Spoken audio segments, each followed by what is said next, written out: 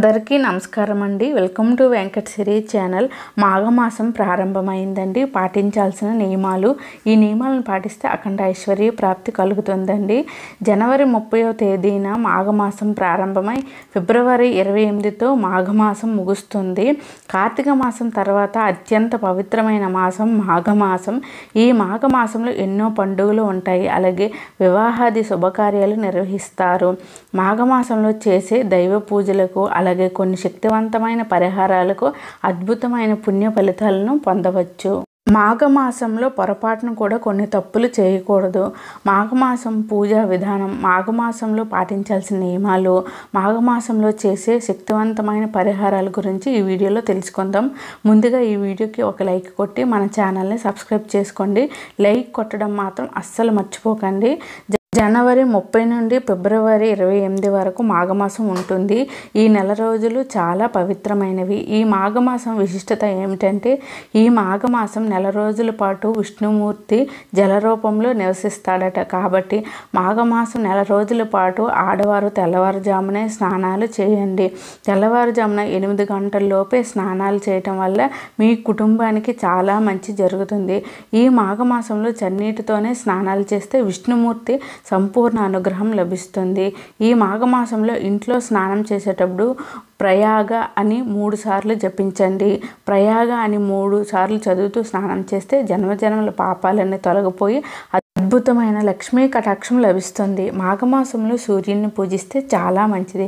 కాబట్టి మాఘమాసం నెల రోజుల పాటు ప్రతిరోజు ఉదయం స్నానం చేసిన తర్వాత రాగి చెంబులో నీళ్లు పోసి ఆ నీటిని సూర్యుడికి సమర్పించండి. సూర్యుడికి అర్ఘ్యం సమర్పించడం ద్వారా మీ జాతకంలో సూర్యుడు బలపడి విపరీతమైన అదృష్టం కలిసి వస్తుంది. డబ్బు పరంగా బాగా సెటిల్ అవుతారు.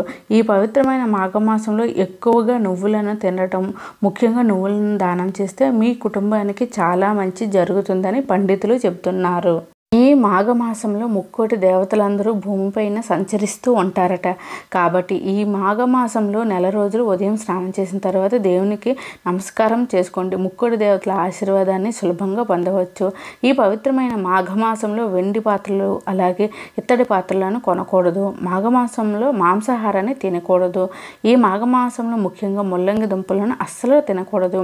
ఈ మాఘమాసం మొత్తం సాత్విక ఆహారాన్ని తినాలి. మాఘమాసంలో భార్యాభర్తలు గొడవ పడకూడదు. మాఘమాసంలో భార్యాభర్తలు గొడవ పడితే మీ ఇంటికి కీడు సంభవిస్తుంది. మాఘమాసంలో లక్ష్మీదేవిని పూజిస్తే చాలా మంచిది. మాఘమాసంలో చేసే లక్ష్మీ పూజలకు అపారమైన ధనలాభం సిద్ధిస్తుంది. జీవితంలో డబ్బు కొరత ఏర్పడదు. ఈ మాఘమాసంలో వచ్చే ప్రతి శుక్రవారం రోజున ఇంటి గడపలకు ఖచ్చితంగా పసుపు రాయాలి. మాఘమాసంలో చేసే శివ పూజలకు కూడా అఖండ రాజయోగం సిద్ధిస్తుంది. మాఘమాసంలో శివలింగానికి అభిషేకాలు చేస్తే డబ్బు కష్టాలన్నీ త్వరగా తొలగిపోతాయి. మాఘమాసంలో తులసిని పూజిస్తే చాలా మంచిది.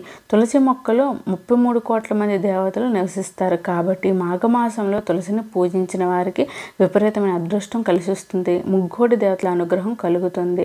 తులసి ఉన్న దీపం వెలిగించి తులసికి 5 ప్రదక్షిణాలు చేస్తే విశేషమైన ధనలాభం కలిసి వస్తుంది.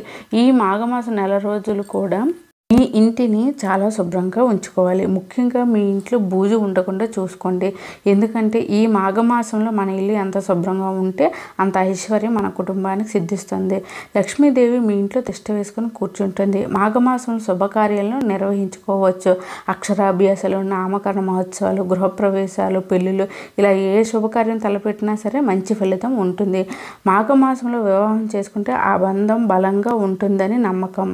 ఈ పవిత్రమైన మాఘమాసంలో సముద్ర స్నానాలకు అలాగే నదీ స్నానాలకు చాలా విశిష్టత ఉంటుంది. ఎందుకంటే ఈ మాఘమాసంలో నెల రోజుల వరకు పుణ్య నదులన్నీ కూడా అమృతంగా మారుతాయి. కాబట్టి ఈ మాఘమాసంలో ఒక్కసారైనా సరే స్నానం చేస్తే పుణ్యం. అందులో స్నానం చేయండి. శ్రీమన్నారాయణ ఆశీర్వాదంతో తెలిసి తెలియక చేసిన పాపాలన్నీ నశించిపోయి జన్మజన్మల అదృష్టం వరిస్తుంది. ముఖ్యంగా మాఘమాసంలో వచ్చే మాఘ పౌర్ణమి రోజున నదీ స్నానాలు చేయడం ద్వారా ముక్కోటి దేవతల ఆశీర్వాదం లభిస్తుంది. ఈ మాఘమాసంలో నది స్నానాలు చేయలేని వారు నీటిలో కొంచెం పసుపు వేసుకొని స్నానం చేయండి. లేదా గంగా జలాలను కలుపుకొని స్నానం చేయండి. పుణ్యనదులలో స్నానం చేసినంత ఫలితం దక్కుతుంది. కార్తీక మాసంలో వేకువజామునే దీపారాధన చేసినట్లయితే మాఘమాసంలో కూడా తెల్లవారుజామున దీపారాధన చేయడం మంచిది. మాఘమాసం అంటేనే చాలా పవిత్రమైన మాసం కాబట్టి ఈ మాఘమాసంలో చేసే దాన ధర్మాలకు కోడి జన్మల పుణ్య ఫలితాలను పొందవచ్చు.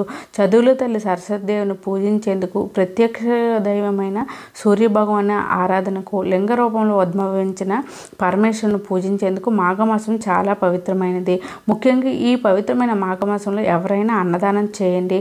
మాఘమాసంలో ఒక్కసారైనా అన్నదానం చేస్తే జాతక దోషాలన్నీ తొలగిపోయి మీ ఆదాయ మార్గాలు పుష్కలంగా పెరుగుతాయి. అలాగే మాఘమాసంలో వస్త్రదానం చేస్తే విశేషమైన పుణ్య ఫలితం లభిస్తుంది. కాబట్టి ఎవరైనా పేదవారికి మీ చేతుల మీదుగా వస్త్రాలను దానం చేయండి. మీ ఇంట్లో ధనధాన్యాలకు లోటు ఉండదు, వృధా ఖర్చులు తగ్గిపోతాయి. మాఘమాసంలో అన్ని దానాల కంటే తిలదానం చాలా గొప్పది. తిలదానం అంటే నువ్వులను దానం చేయడం. మాఘమాసంలో గుప్పుడు నువ్వులను దానం చేస్తే ధనపరంగా అదృష్టం బాగా కలిసి వస్తుంది. మాఘమాసంలో ఈ నియమాలను పాటిస్తే మీ జీవితం అంతా ఆనందంగా సాగుతుంది. ఈ వీడియో నచ్చినట్లయితే ప్లీజ్ లైక్ చేయండి. వెంకట సిరి ఛానల్ని సబ్స్క్రైబ్ చేసుకోండి. Thanks for watching.